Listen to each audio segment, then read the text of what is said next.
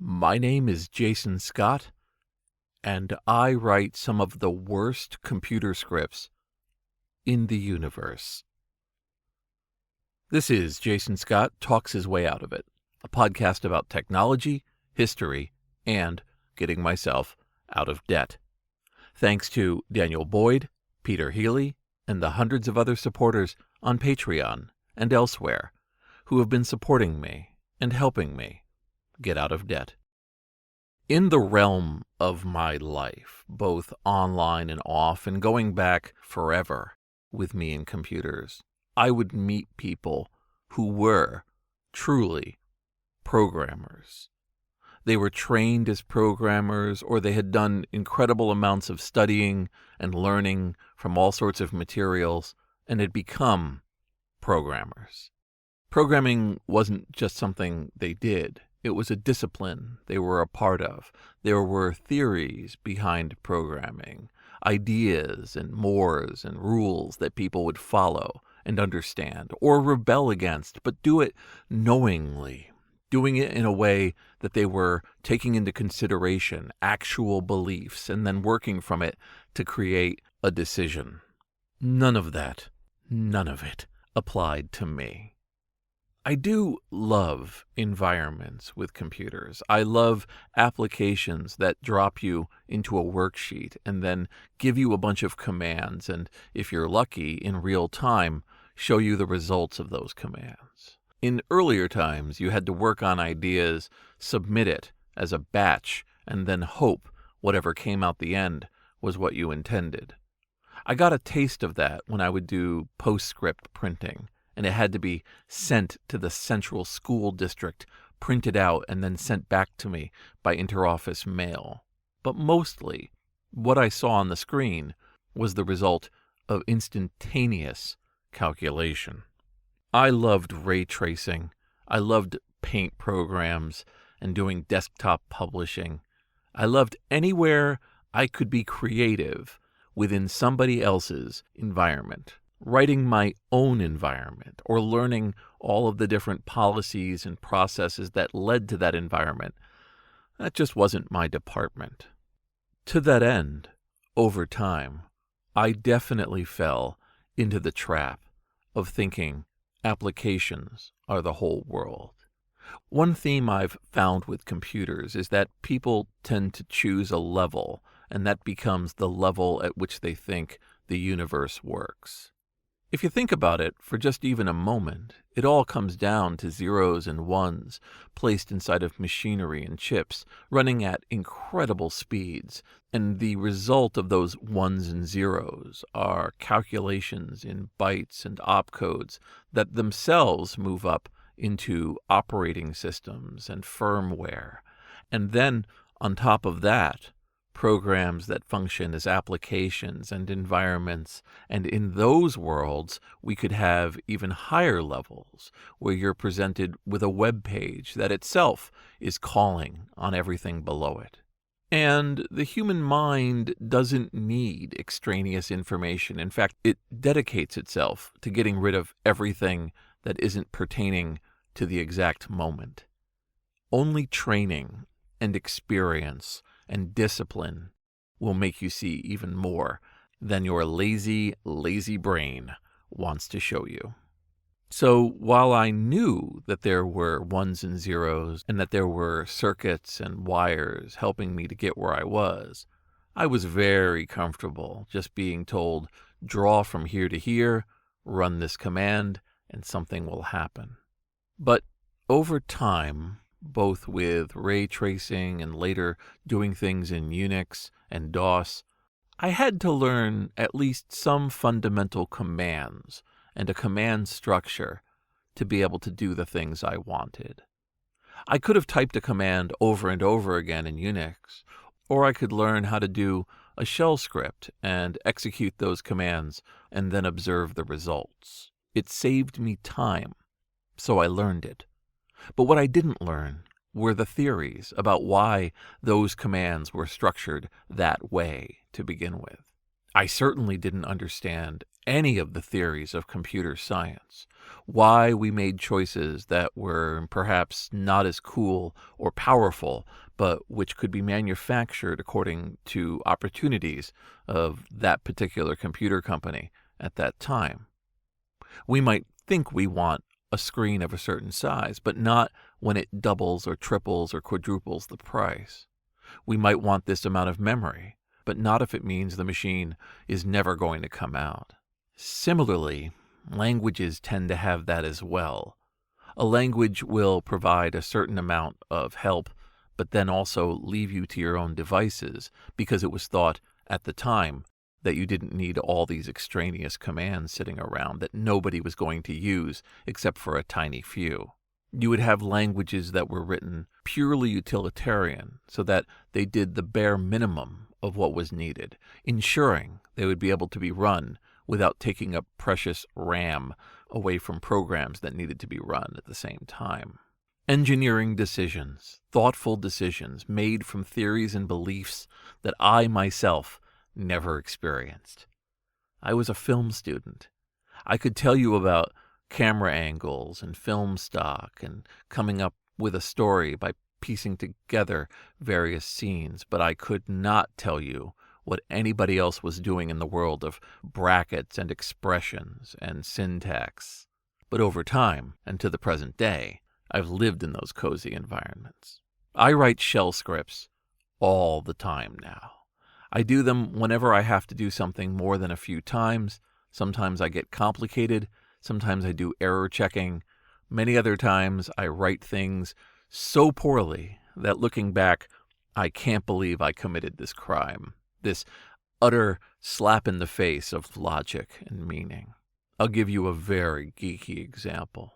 Recently, I was uploading hundreds of DVD images from London pub recordings done by a man who had recorded all sorts of bands when he would go to pubs for a few years. And he had died, and his son had sent me 2,500 DVDs. I imaged as many of them as I could, the ones that had survived bit rot, and discovered dozens of copies of a single event, because he would bring it back a few weeks later and offer it to the bands for free. When the bands didn't take all of the copies, he would keep them. And so I was discovering very quickly that instead of 2,500, we were down to about 350. Still, 350 is a lot of DVDs. It's a lot of uploading at 4.5 gigabytes apiece. It's a lot of time to go through them. And most importantly of all, there's sometimes a little bit of difficulty in finding duplicates. I'd have to upload them, investigate on the thumbnails, and see what to do next. And so, in the process of uploading 1.5 terabytes of DVD ROMs, I wrote a program so filthy, so janky, that I actually went on Twitter to talk about it. Here's what it did.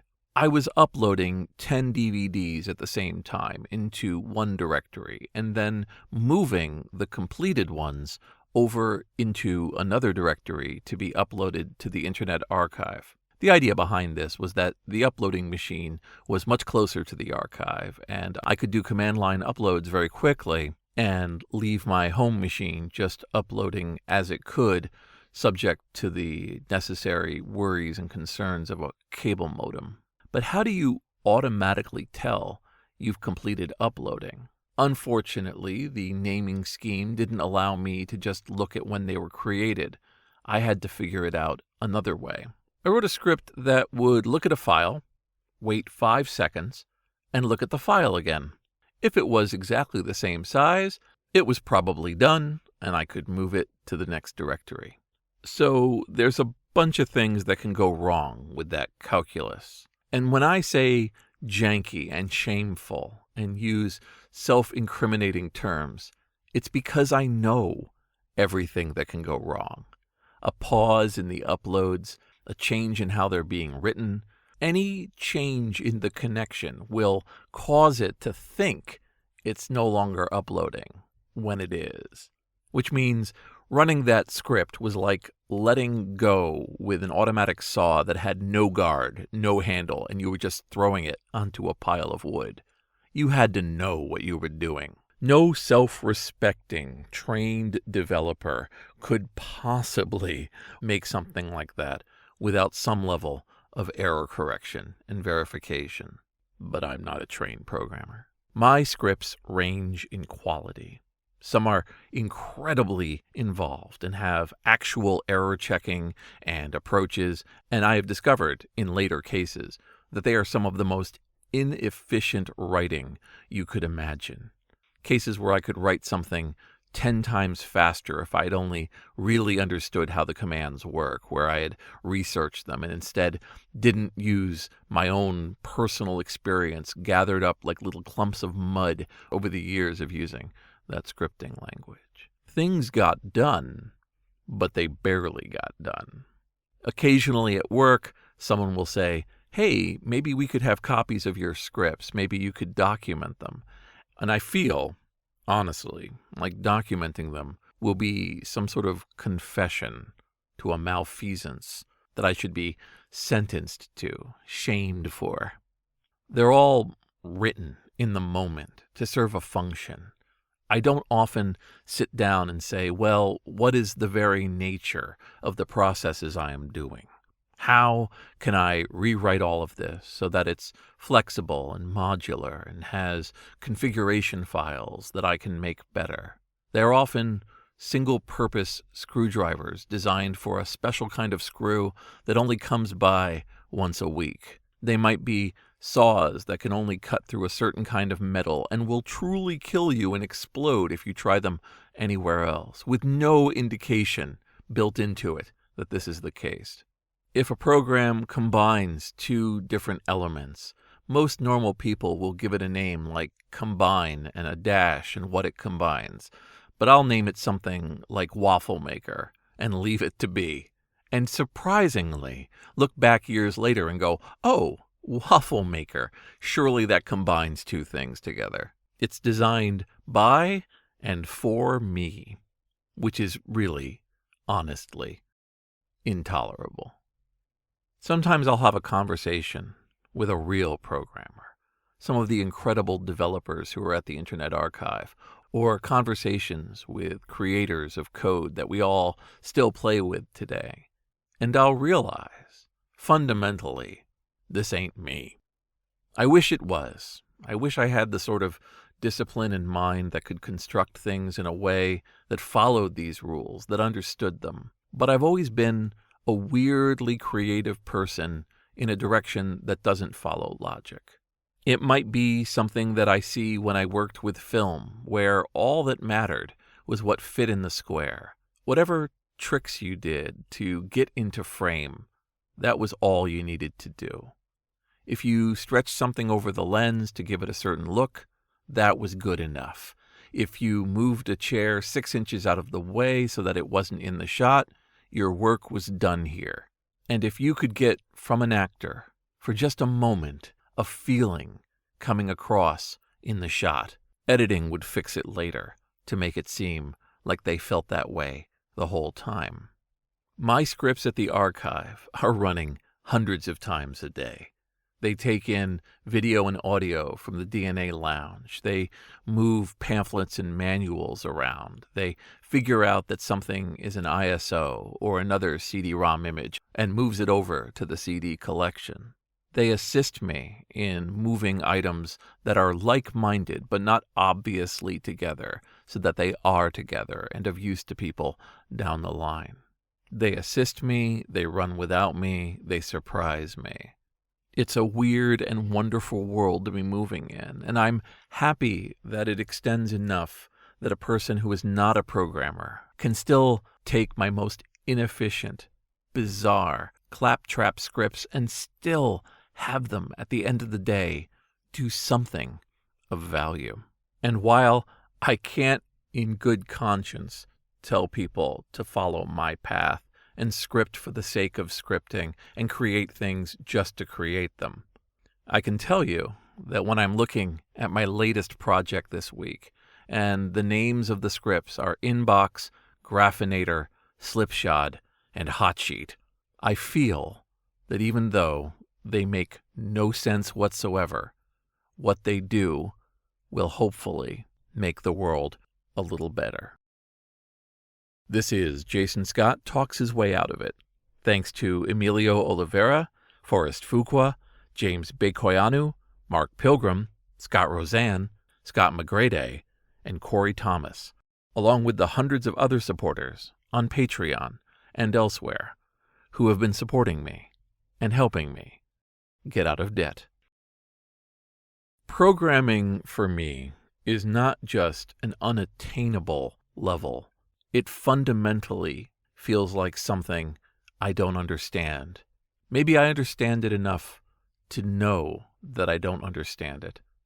But I have talked to people who work in the programming and computer science realms, the kind of folks who design computer systems themselves, the young, inspiring engineers who have made their own virtual machines inside of Raspberry Pis and other environments. And I understand they're working on a whole other level than I am. I'm not jealous. The world should not be homogeneous. We should have folks for whom this feels like Mozart sitting down at the piano while the rest of us play chopsticks. And we should give those people respect, understanding, and communication, because sometimes the way that they're able to work with this environment is not necessarily compatible with everything else in life. For them, the social aspects, speaking in front of crowds, interacting and explaining their thoughts, that's as hard as the programming language is for people like me.